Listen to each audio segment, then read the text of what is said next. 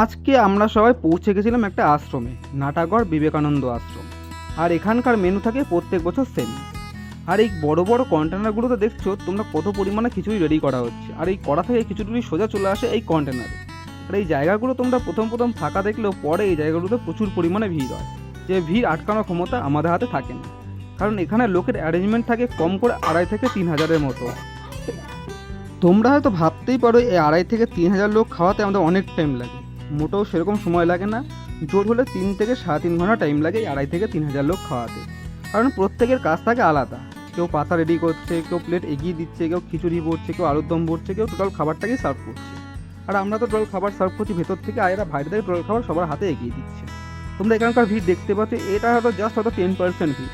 বাদ বাকি 90% ভিড় এখনও বাইরে লাইনে রয়েছে। কারণ পুরো ভিড়টাকে একবারে ছাড়া হয় না, ছাড়া হলে এই জায়গাটাতে আর দাঁড়ানোর জায়গা থাকবে না।